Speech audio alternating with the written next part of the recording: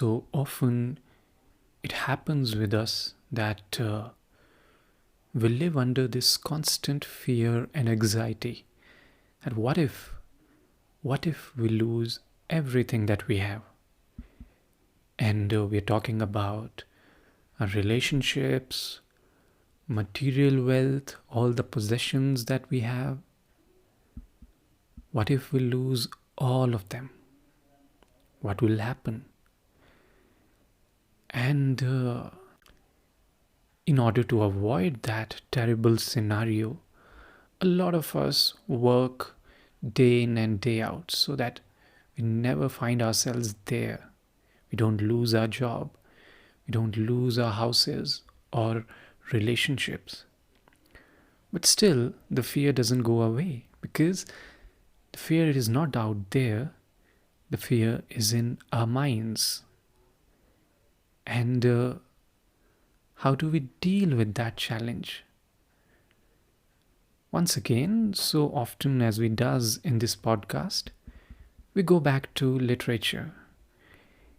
And in this particular case, we go back 8 centuries into the 13th century and pick a really short book called Hojoki, sometimes translated as Writings from the 10-Feet Square Hut, written by Kamo No Chomei.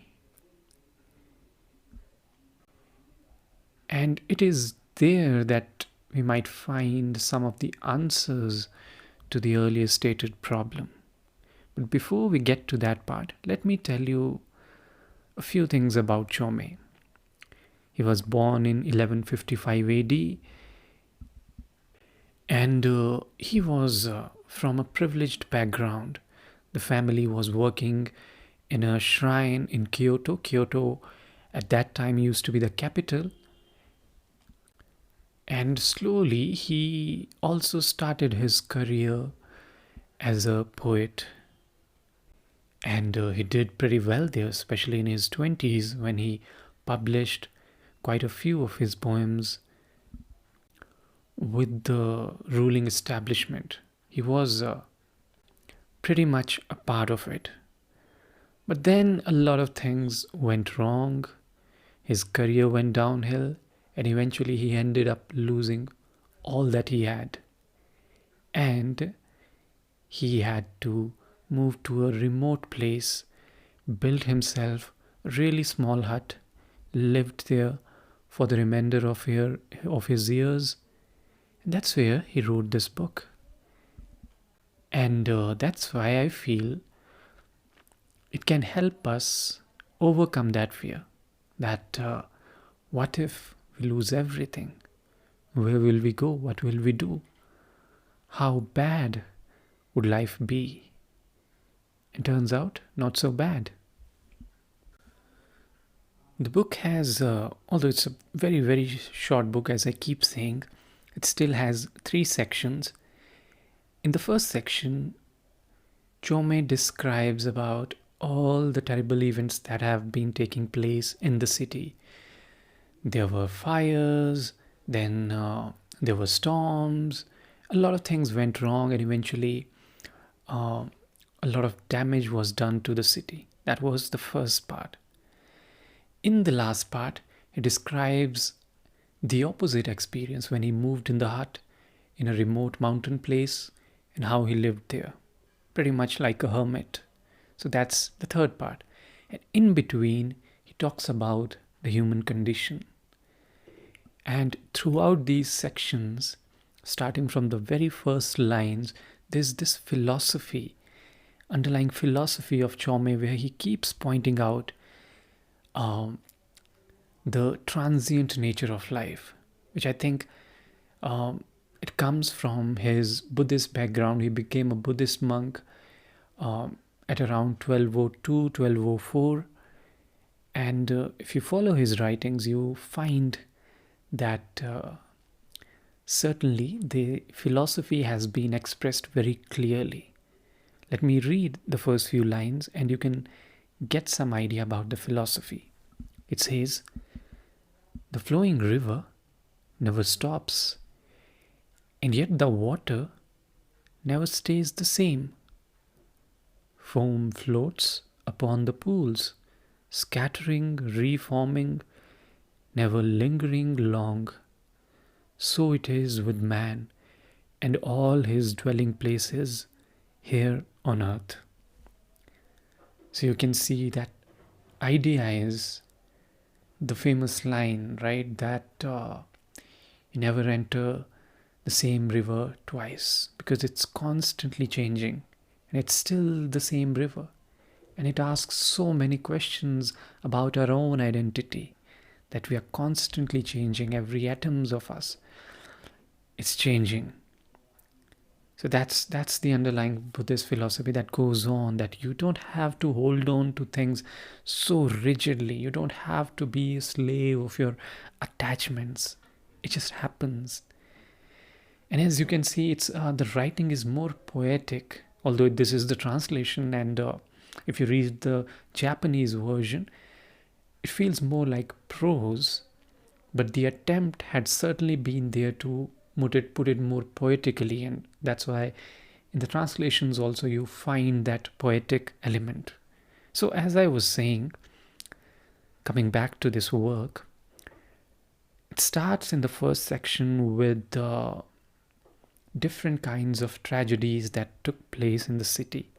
And once again, he keeps going back to the same philosophy that things change, things get damaged. Why do we get so attached to them?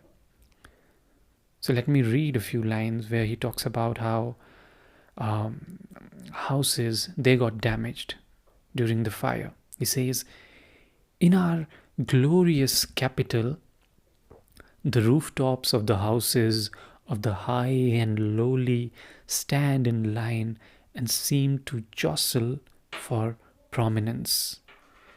They appear to have endured for generations, but look more closely.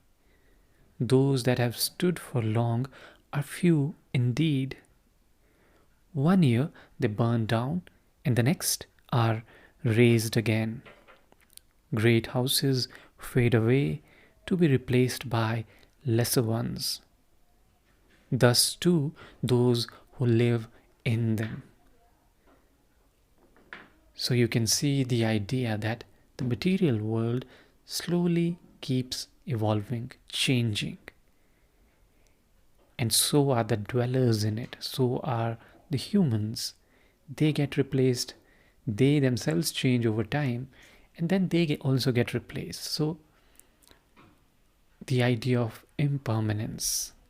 And then he goes on to describe in more detail the transitory nature of homes and humans. It goes on for a long time. The first event, which he actually describes the different events that had taken place during his lifetime, especially during his early years, and that had quite an impact on the city, on his lifestyle, on the economy, everything. So the first event was the fire that spread along the city, and so many houses they got burned down. Similarly, when there was storm, once again there was terrible damage all over the city, and it displaced a lot of people, killed many, and once again the same idea that it went on, life went on, things kept changing, people kept changing, and it went on. And then he talks about the human psyche, human condition, which I think it would be better if I read these few verses. There are not too many in this section, and it'll give you a fair idea about how he sees. So he's coming from the place of tragedy, how things go bad because of nature, because of circumstances. And then he's putting out the human condition, especially coming from this tragedy. He says, "So as we see, a life is hard in this world. We and our houses fleeting hollow. Many troubles flow from your status, social rank. The lowly man who lives beside the man of power cannot openly rejoice, even when glad. And when sorrow becomes intolerable, he never can cry out. His anxious air, his constant fearful trembles, are those of a sparrow near the nest of a hawk. The poor man who lives near the rich is shamed by shabbiness. He goes in and out by day or night with self effacing air. He sees the envy of his wife, children, servants. He knows the rich despise them all, and his heart is troubled. Never, never can he find peace. If you live among crowds, you cannot flee when fire breaks out. If you wish to live far from others, traveling is hard, and there is danger of thieves. The powerful are greedy, those who stand alone are always mocked. Men of means have much to fear. Those with none know only bitterness. If you entrust yourself to the care of others, you'll be owned by them. If you care for others, you'll be enslaved by your own solicitude. If you conform to the world, it will bind you hand and foot. If you do not, then it will think you mad. And so the question, where should we live? And how? Where to find a place to rest a while, and how bring even short-lived peace to our hearts? So you can see the fundamental idea. There are two ways of living he describes for the common man. So he says, one will be, you'll have certain means, and then you'll live among the people, but then you'll have a lot of fears in your mind. And if you live away from this material world, away from the society, then you won't have fear of losing all this wealth. You won't have that kind of greed. But then you'll be considered mad by the society. So what's the right way of living? And what does Chomei's own experience tell us? And that's where his journey begins. Tells us about how he lost the material wealth, things went bad, and then he moved to this really small place. He changed houses along the way, kept moving from smaller to smaller houses, and eventually he built this 10 feet square hut made from bamboo trees. And he says it was probably 1/10 of the size of his former house. And then he describes what kind of place it is that he has built. He says, I put up outer walls but could not afford a gate. I set up bamboo poles as shelter for my cart. Remember that he had moved houses to houses, and then eventually this is the smallest hut that he has created for himself. Because he says that the fact is, I get older and my houses, they get smaller. So this one is 10 feet by 10 feet. The height is no more than 7. And this is where this is where he lived for the remaining years of his life. And it was really minimalistic. There was hardly anything. Just outside the hut, there was a water pipe that he had created with the bamboos. And he just ate a few things from the forest every now and then. Somehow he went to sleep hungry, but he was relaxed. He was content being there. Notice that it wasn't really a choice that he had made initially to move to a smaller place. It was more out of compulsion, because He was losing his means, he didn't have money, didn't have resources. But eventually, he found a certain freedom in this idea of minimalism.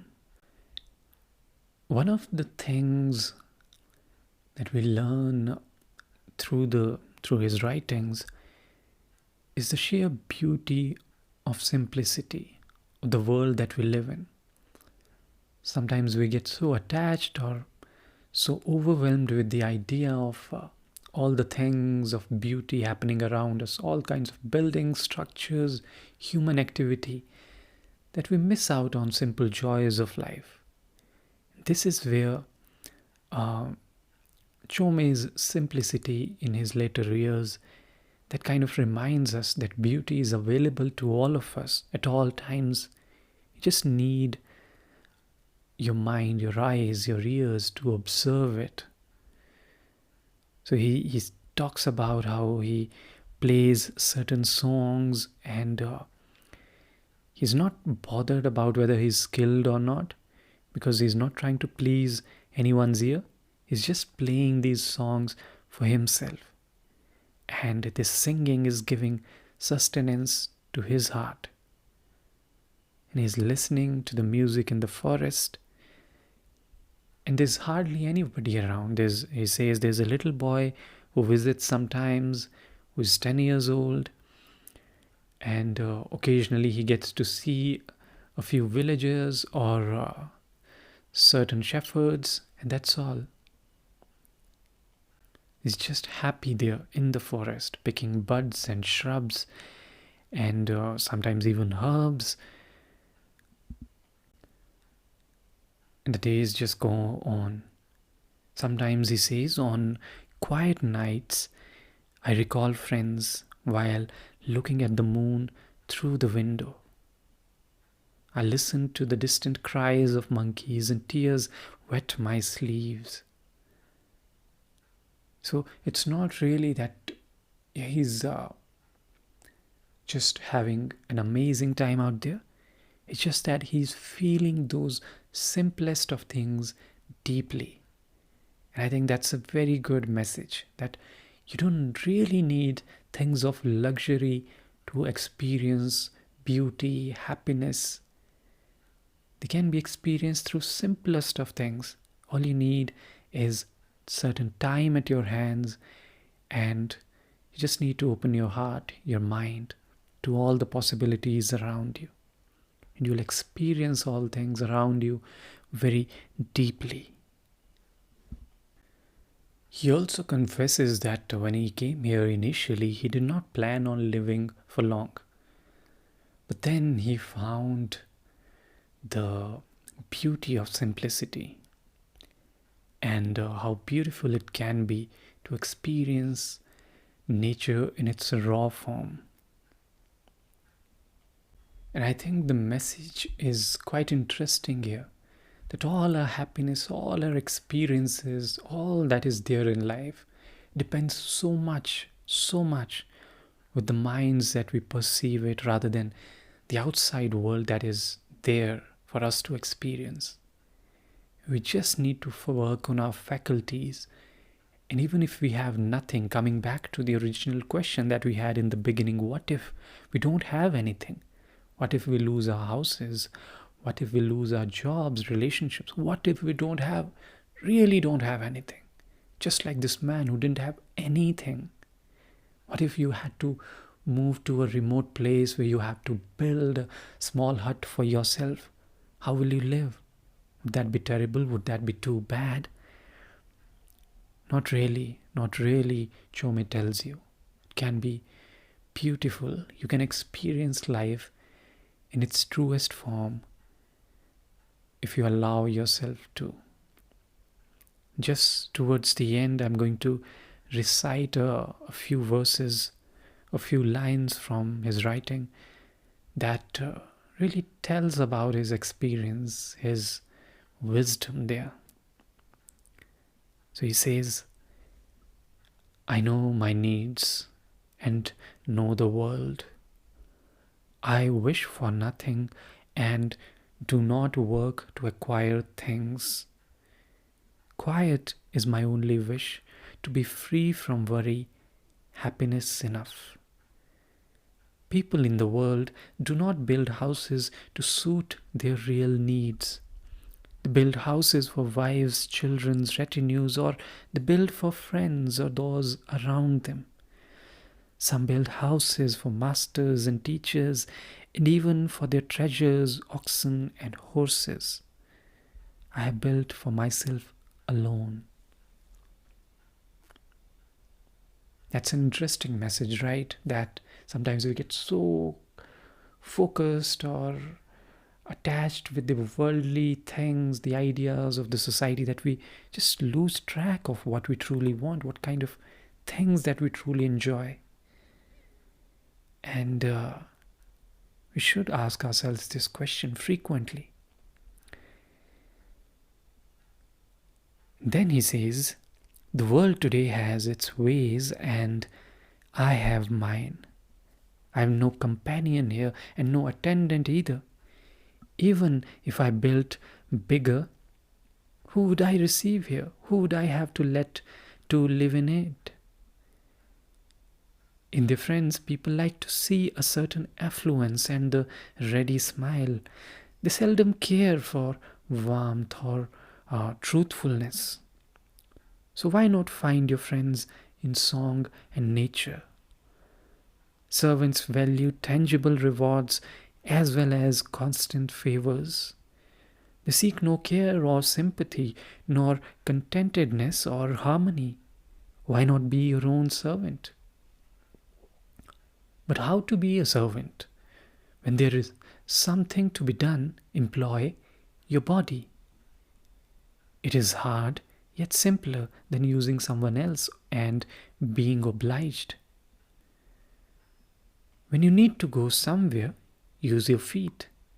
This too is hard, but not as hard as worrying about horse and saddle, ox and cart. Now I divide my body and I give it twofold purpose. My hands are my servants, my legs my carriage. This suits me well. My heart knows my strength's limit and makes me rest when I'm tired. I work again when ready. I exert myself, but never to excess. So even when fatigued, I'm not distressed. Always walking, always working makes the spirit strong. Why rest without need? Using others is a sin. Why should I wish to use another? Just the same with food and clothing. My clothes are arrowroot, my bedding hemp. I make to do with what I find for dress. So again, interesting perspective there. Do we really need all the facilities that we have? Why not just use the tools that we have, our own bodies, and not really using them in excess, taking rest when necessary, but not really forever or for too long rather. Just take rest accordingly and then work again. Use your body in that way. You can have your works done without really stressing too much, because a lot of the worry comes from outside forces. That what if my vehicle is my car is late, or there is traffic jam or something like this. When we are living this life of material wealth, of course there comes a lot of luxury and comfort, but along come a lot of stresses. And this is the point here, that if you lose all the wealth, all the comfort, you're also going to lose a lot of troubles. You just need to see the context here. You can just simply use your bodies. You can simply do certain simple acts and still live a nice life. Reality totally depends upon your mind alone. So the point eventually he says, if your mind is not at peace, what use are riches? And the opposite also true. If your mind is at peace, once again, you don't need riches. And towards the end, he raises a very pertinent question. I think as a reader, you can have that same question, that isn't he romanticizing his hut also, this kind of life? Isn't that a form of attachment too? And he says, he says that the way I love this hut is itself an attachment. And to be attached to the quiet and serene must likewise be a burden. So no more time shall I waste speaking of useless pleasures. So eventually he says, still have to overcome this feeling. If I'm feeling really comfortable, even in this small place, I need to remind myself, once again, this is transient. This is not something that I cannot lose. I can lose it, and it's still okay. You can still meditate. You can still remind yourself it's going to be okay. And he says, this is what I ask myself. You left the world to live in the woods, to quiet your mind and live the holy way. But though you appear to be a monk, your heart is soaked in sin. So just constant reminder that yes, still need to improve, still need to work towards improving yourself.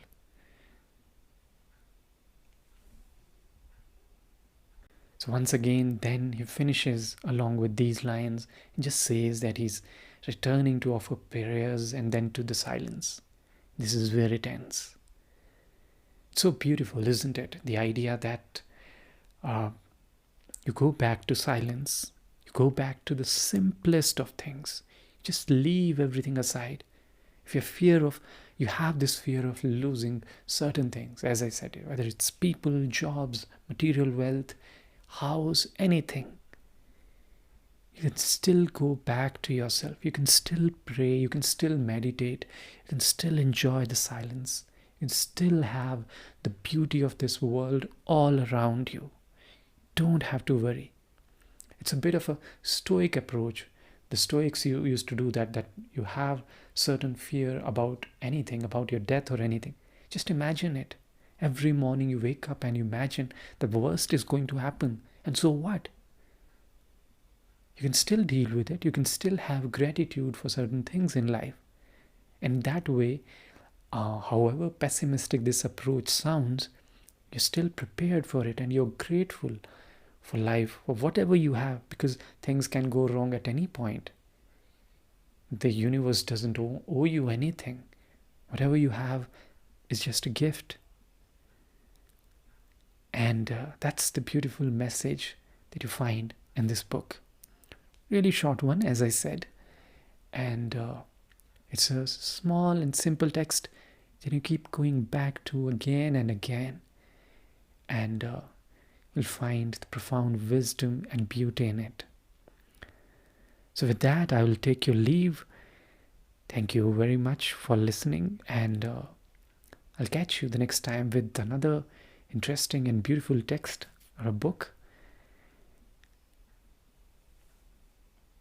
Thank you once again.